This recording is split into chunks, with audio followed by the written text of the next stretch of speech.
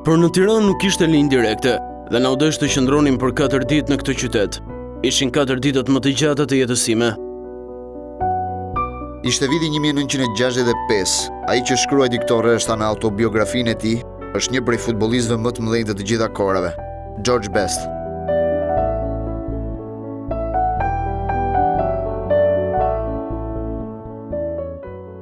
Irlanda e Veriut, kombëtarja e tij kërkonte në Tiranë përballë Shqipërisë një vend në botrorin angli 1966. Për një futbollist të mësuar me një jetë luksoze, kryeqyteti i Shqipërisë rezultoi një ferr i vërtet. Hoteli ishte i përshtirë, ushqimi skandaloz, ndërsa në fushën e stadiumit barin e prisnin me gërshër dore. Ishte aq i lartë se aty mund të fshihej edhe një tigër. Ne u ankuam sepse nuk po bënim asgjë interesante. Ata na vunë në dispozicion një autobus të vjetër dhe na dërguan për një vizitë turistike në një spital psikiatrik. Në aeroport prisja me padurim sa të largoheshim nga ky vend dhe nuk e kuptova kurrë pse kishte aq shumë forca të armatosura. Gjithçka ata mbronin ishte një tmerr. Askush nuk mund të mendonte të vizitonte atë vend. Ndoshta për këtë arsye ai spital që vizituam ishte i mbushur plot.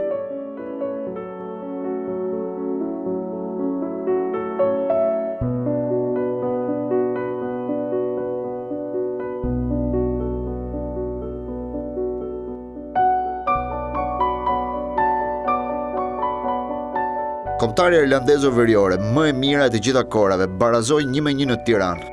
George Best mbeti jashtë botrorit dhe nuk arriti të luajë asnjëherë në një event të tillë. Për të eliminimi nga Shqipëria ishte një turp.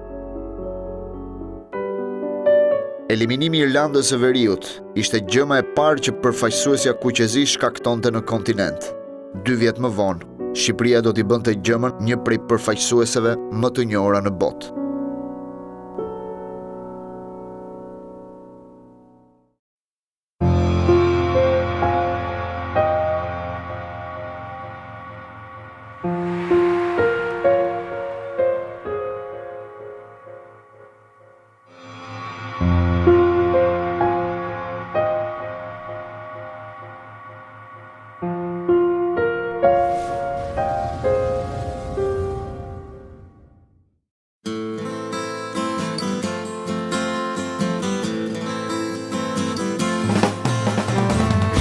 Comes the story of the hurricane.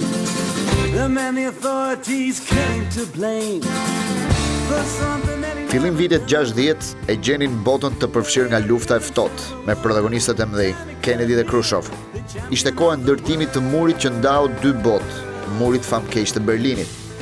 Por ishin gjithashtu dhe vitet e fillimit të një ndryshimi të madh, të pamenduar deri në atë kohë, për integrimin racial. Vitet e fjalimit të famshëm të Martin Luther King, ku thoshte kam një ëndër. Ishte koha kur bota muzikore përjetonte një fenomen që do të bënte histori, me Beatlesat të cilët pushtuan botën.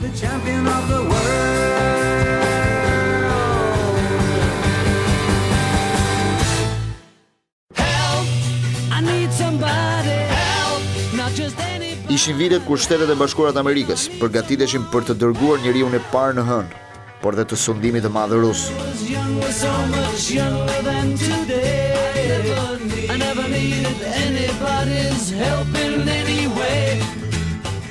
Komunizmi kishte pushtuar Europën lindore, ishte një tunel pa dalje.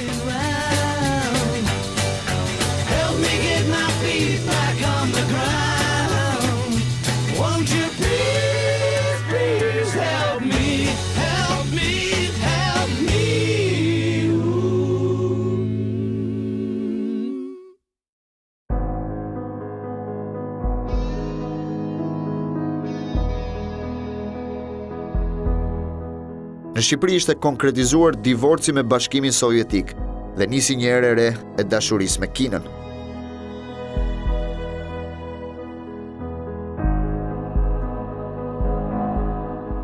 Në 1967 ishte padyshim një prej viteve më të errta të diktaturës, gjatë të cilit nisi dhe ajo që u quajt lufta me Zotin. Gjithçka ndodhi gjatë atij viti ishin reminiscenca të të ashtu quajturit revolucioni kinez, që po triumfonte në Kinë në vitet 65-66, por terreni për krimin e atij që do të quajmë me krenari nga Enver Hoxha, si shteti i parë ateist në botë, ishte krijuar shumë më herët.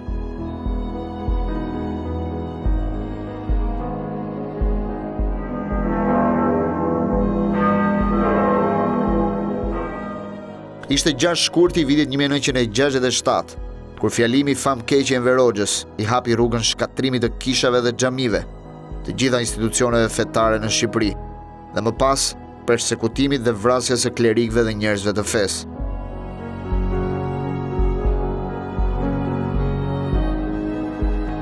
Në të kaluarën me dashje ose padashje, populli duke qenë i paditur dhe i lënë në errësirë, i besonte këto përralla. Tani që partia i hapi sytë, ai e kupton që feja është pengesë e madhe në rrugën e tij të përparimit.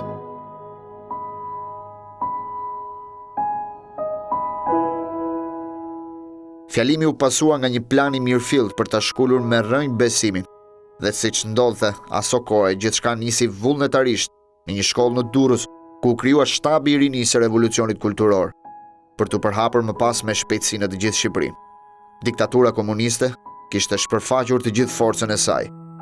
Besimi, ideali, feja, kultura, udhërëfimi tani më kishin një emërues të përbashkët, partinë. Por në atë fjalim të 6 shkurtit dhe kongresit të 5 të partisë, nuk mund të kalonte pa u prekur dhe sporti, madje edhe vetë kombëtarja. Në një artikull të gazetës Sporti Popullor, lojtarët e ekipit kombëtar shkruanin një letër të hapur. Ne futbollistët e ekipit kombëtar, duke u përgjigjur vrullit revolucionar që ka shpërthyer në të gjithë vendin ton, vendosëm të heqim dorë nga shpërblimet e fitoreve në ndeshjet ndërkombëtare. Ne do të luftojmë për të fituar në to dhe jo për hir të shpërblimit, për të përfaqësuar me nder ngjyrat e adheut ton të dashur. Ishte periudha kur kombëtarja sapo kishte nisur përgatitjet e saj për eliminatorët e kampionatit evropian të vitit 1968. Vinim nga një ndeshje e fundit kundër Irlandës që kishte sjell shumë eufori. Edhe pse kishim marrë vetëm një pikë të vetme në eliminatorët e kaluara, kombëtarja drejtuar nga Loro Boriçi kishte sjell edhe disa elementë të ri, si Ragami, Zhega, Mema, Hëndoni apo Axhiu. Ishte kombëtarja me moshën mesatare më të ulët. UEFA për Europianin e vitit 68 regjistroi në shortin e saj 31 kombëtare, duke i ndarë në 8 grupe, 7 me nga 4 skuadra dhe vetëm 1 me 3, ai në të cilin bënte pjesë Gjermania, nën kampionja e botës, Jugoslavia dhe Shqipëria. Përpara fillimit të edicionit, politika e luftës së klasave goditi dhe futbollin. 3 futbollistë u përjashtuan nga kombëtarja. Skënder Alili, lojtari 17 nëndorit, u arrestua, ndërsa Gzim Kasmi dhe Mexhit Axhiu, gjithashtu lojtar bardhë blu, u dënuan me punë të rëndomtë.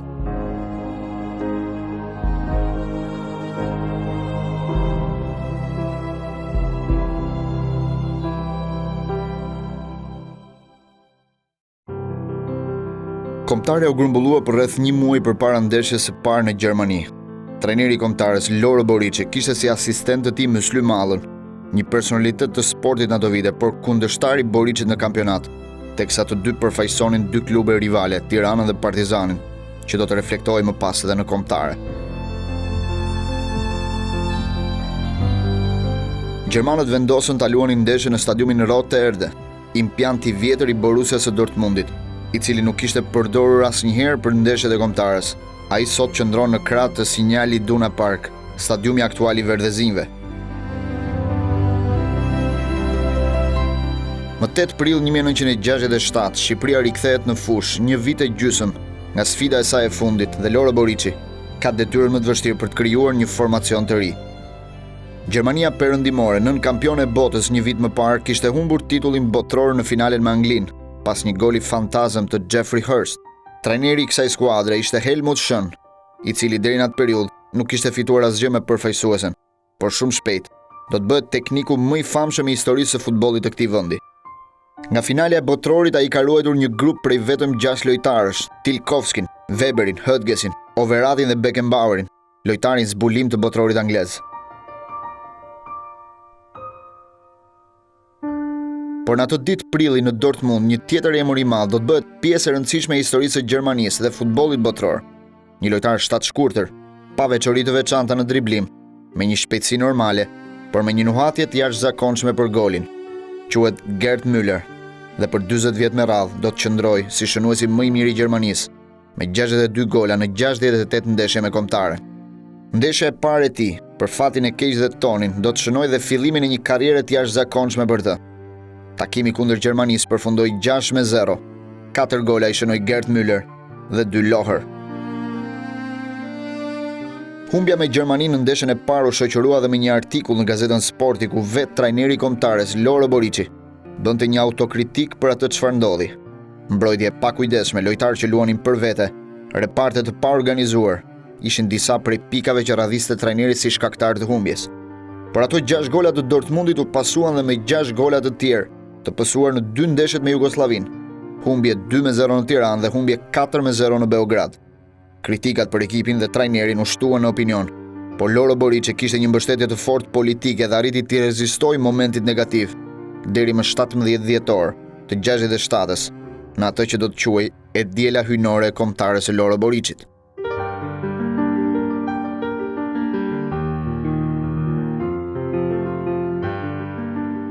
Në stadiumin Qemal Stafa luhet ndeshja e fundit e grupit Shqipëri-Gjermani. Për të siguruar kualifikimin, gjermanët e Helmut Schön, që kishin mundur Shqipërinë 6-0 në ndeshjen e parë, duhet të fitonin me çdo kusht. Gjermania vinte në Tiranë me mungesa në krahasim me ndeshjen e parë. Beckenbauer dhe Müller nuk udhëtuan me ekipin. Por edhe te Shqipëria gjendja e skuadrës nuk ishte fort e mirë. Pak kohë përpara sfidës, në javët e fundit të kampionatit, u luajt derbi Tirana-Partizani, që ishte vendimtar për bardhë dhe blut për fitoren e kampionatit. Një sfidë që u mbyll me një sherr masiv mes lojtarëve. Të dy ekipet u pezulluan nga kampionati dhe Dinamo fitoi titullin kampion.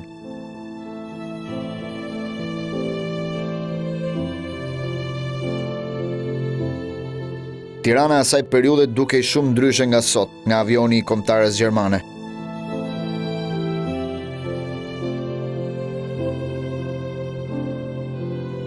Një delegacion i vogël u shfaq në aeroportin e Tiranës për të pritur miq nga Gjermania.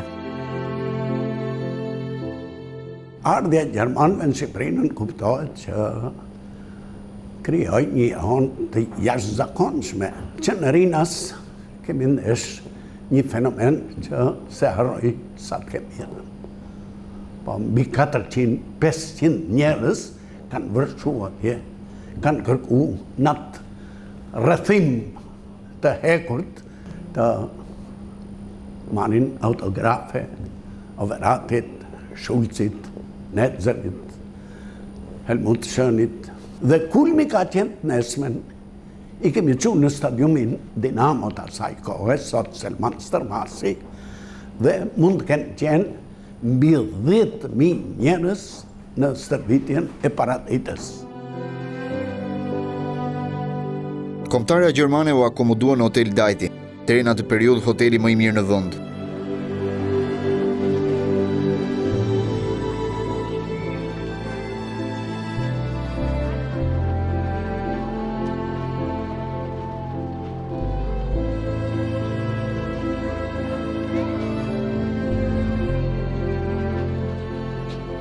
Në qendër të qytetit po ndërtohej monumenti i Gjergj Kastriot Skënderbeut, ndërsa ndërtesat e italianëve vazhdonin të ishin pikat kryesore të bulevardit Dëshmorët e Kombit.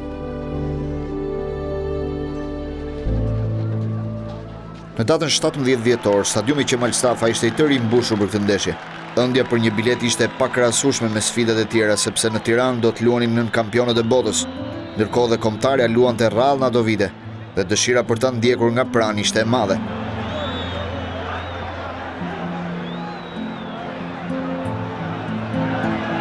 Në tribunat e stadiumit bie në sy dhe prania e shumë qytetarëve kinezë, shenjë raporteve të mira që ekzistonin atë periudhë mes Shqipërisë dhe Kinës. Gjyqtari i takimit ishte Ferdinand Marshall, i vlerësuar si më i miri të gjitha kohërave në Austri. Kombëtarja në këtë 90 minutësh nuk luante vetëm një ndeshje futbolli, por luante edhe të ardhmen e saj. Në opinion ishte hedhur ideja edhe për pezullimin e aktiviteteve të ekipit kombëtar, si pasojë e rezultateve të dobta. Një vendim të cilit qeveria i shkoi deri në fund pas sfidës me Gjermaninë. Në fakt, pas kësaj ndeshje kombëtarja nuk do të luajë më për 3 vitet e ardhshme, deri në vitin 1970. Loro Boriçi rrezikoi disi me formacionin në krahasim me ndeshjen e fundit ku ekipi ishte mundur thellë. Ai vendosi në fushë një skuadër më sulmuese, edhe pse përballë kishte një kundërshtar shumë herë më të fortë. Moduli i lojës në atë periudhë ishte 4-3-3, të cilin kombëtarja këtë radhë interpretoi më mirë se çdo herë tjetër. Pak mendonin se Mema, Ragami, Bizi, Zhega apo Pano, lojtarë me tipare sulmuese, mund edhe të mbronin. Në port për herë të parë u vendos 20 vjeçari Dinella, që mbronte ngjyrat e Dinamos. Nëse në krah, për krah Vasos, Shlakut dhe Jorgaqit, një tjetër futbollist i Dinamos mori besimin e Boricit. Ai ishte Frederik Gjinali, i cili do të luante vetëm këtë ndeshje me Kombëtaren, por emri i tij do të kujtohet gjatë pas asaj pasdite dhjetori të 1967-s.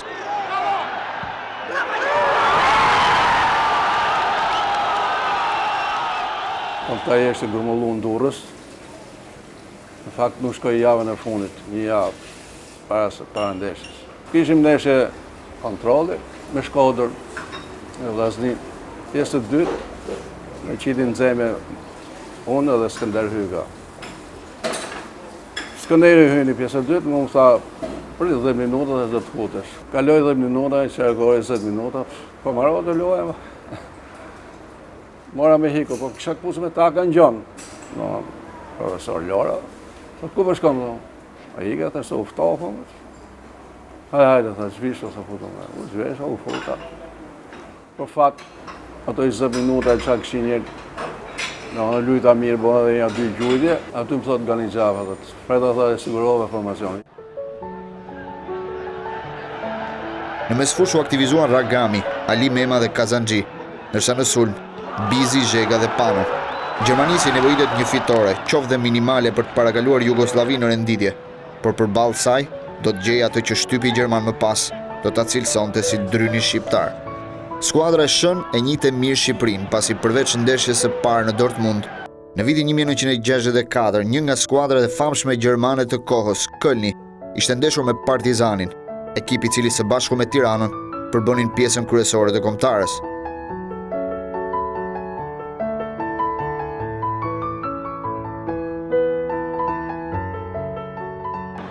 Në pjesën e parë të ndeshjes, Gjermania ishte padyshim më superiore teknikisht, dhe kjo vure shpejt me Shqipërinë që u mbyllet tëra prapa.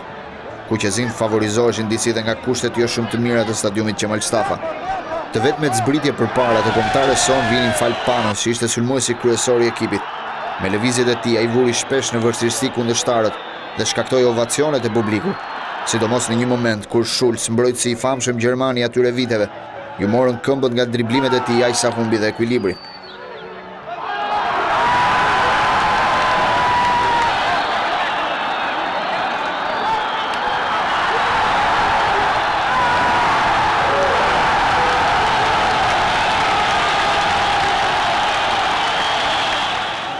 Në minutën e 35, Teodor Vaso u dëmtua dhe kombëtarja u detyruar të luajë për më shumë se një orë me një lojtar më pak.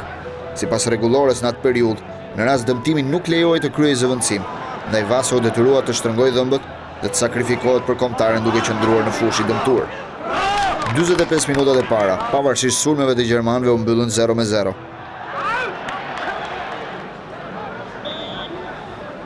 Në fraksionin e dytë, Gjermania e rriti presionin për gjetur golin e përsis, por Shqipëria luajti 45 minutat më të mira që nga fitoria e Ballkaniades në 46-ën. Kapiteni Shlaku ishte në një ditë të jashtëzakonshme, duke qenë më i miri në fushën e lojës. Me kalimin e minutave, Pano pati një mundësi të mirë përballë portierit Voltaire, por goditja e tij ishte shumë qendrore. Pak çaste më pas, ndodhi ai që për dekada me radhë në vendin ton do të njihej si goli i mohuar kundër Gjermanisë. Frederik Gjinali goditi në mënyrë befasuese nga e djatha dhe portieri Voltaire arriti ta largojë topin në çastin e fundit. Në pas tipin që disha do më sulmojsha, edhe kisha avancu pak, në momentin para gjytës, mërë do më pasimin nga Alimema dhe aty godas topin ku portieri do më ka përmena vijës fatale. Pastaj të mbas vijës fatale, a i ngrihet për një herë, e nis topin, janë nis mbrojtësit me dorë. Mbrojtësit për momentin se kishte menjen, aty bëj gjujtjen e dytë, e cila shkon në shtunë në transversalit, në trekamps që i themi ne. A e kishte kaluar topi vijën fatale, për tifozët po, por për kryesorin Marshall jo, që vazhdoi lojën duke frenuar ovacionet e shqiptarëve. Kjo do të mbetet edhe dilema më e madhe për vite të tëra. Në goditjen e Gjinalit, a e kaloi topi vijën fatale apo jo? Topi e kaloi, vetë ato bilës në banket, e vetë arbitri, tha, ja, të qatë deshe, e eliminur Gjermani, soj, si me 1-0, si me 0-0, do ndë, u shprej edhe në këtë mënyrë. Kështu që Dihesh që ai e mbrojti me fjalë Gjermani nuk ka dha golin. Se do të ishte gjë më e bukur vetës, po ta kishte qujt. Gjinali goditi edhe pak minuta më pas, por nuk arriti të shënojë, duke konfirmuar momentin më të mirë që po kalonte Shqipëria.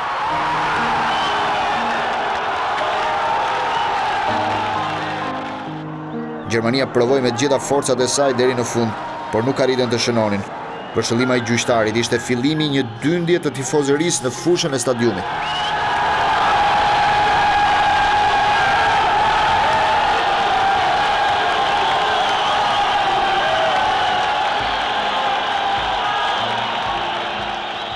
Shkallët portative të stadiumit Qemal Stafa i lejonin tifozëve një kontakt të shpejt me lojtarët dhe trajnerin, që befas tani u kthyen në heronj. Humbjet me goleada ishin haruar.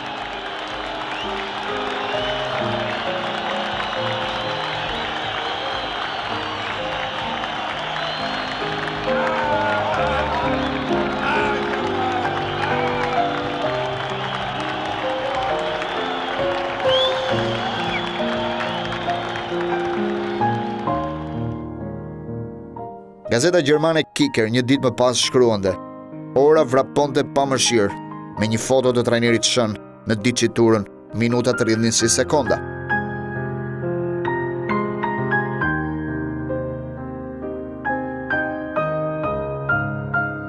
Gjermania, favoritja e madhe e kësaj ndeshje, u ndal nga një skuadër e vogël si Shqipëria, me Jugosllavin që shkon evropian. Kjo është një ditë e zezë për futbollin gjerman. Për herë të parë në histori, kombëtarja jonë nuk arriti të kualifikohet në një event madhor. Kjo për shkak se Gjermania e nënvlerësoi kundërshtarin, luajti pa ide, nervoze dhe pa grind, duke lënë orën të ecë në favor të kundërshtarit, që me kalimin e minutave fitoi vetbesim. Ich meine, dass bei allen Spielern der Wille da war, das Spiel unbedingt zu gewinnen, einen großen kämpferischen Einsatz zu zeigen. Ishte një ndeshje që e kemi interpretuar si gjithë të tjerët. Ashtu si gjithmonë ekipi luftoi, por gjithçka shkoi keq. Ishim të pafat. Luajtëm më mirë se në Bukuresht, por na mungoi pasimi i fundit. Ai që do të krijonte lidhjen mes fushës dhe sulmit dhe do të sillte golin e kualifikimit. Die ich nicht anführen möchte, weil es vielleicht als Entschuldigung klingen würde. Es ist eben ein Fußballspiel gewesen, das mit Haken und Ösen war und es ist eben 0-0 ausgegangen. Ndërkohë në shtypin gjerman citohet dhe radiokranisti jugoslav Marković, i cili gjatë komentit tha: Zoti dhe gjermanët që u nxorën jashtë stilit të tyre nga shqiptarët ndihmuan Jugosllavin. Shqipëria ndali Gjermaninë dhe i dha mundësinë Jugoslavisë të kualifikohet për Europianin e 68-s. Trajneri Milici e cilësoi barazimin e Shqipërisë me Gjermaninë jo si një surprizë, duke theksuar se kuqezin kanë ardhur në rritje dhe shumë shpejt i sheh ata si një kombëtare që mund të luajë në një kompeticion madhor. Shqipëria mori pikën e vetme në ato eliminatore, por më shumë se për këtë, kuqezin do të përmenden për faktin se lanë jashtë Europianit nën kampionët e botës, ata që pak vite më vonë do të bëhen skuadra më e mirë e Europës dhe e botës. Në anketën e përvitshme të vitit 1967, zhvilluar nga gazeta Sporti për sportistët më të mirë të vitit, u përzjodhën atletja Marieta Pronjari, qitësit Ismail Rama dhe Shefqet Mata, Agim Fagu dhe Aslan Rusi në lojrat me dorë, dhe gjithë skuadra kombëtare e Shqipërisë, e cila edhe pse nuk shënoi asnjë gol në 4 ndeshjet e Europianit, bëri një mbyllje historike. Futbolli shqiptar sapo kishte hapur një faqe të re, që duhet të vazhdonte nëpërmjet kësaj kombëtare. Por vendimi i qeverisë për ta lënë jashtë eliminatorëve të botrorit të Meksikës ishte një gjë krejt e pakuptimt. Për 3 vjet, Pano, Zhega, Bizi, Shlaku, Mema dhe plot të tjerë nuk do të vishnin më fanellën kuqezi. Kombëtare e futbollit do të vuante vitet e dimrit të madh, një rast i pashembull të izolimi, sikurse Shqipëria e atyre viteve të vetmisë së madhe.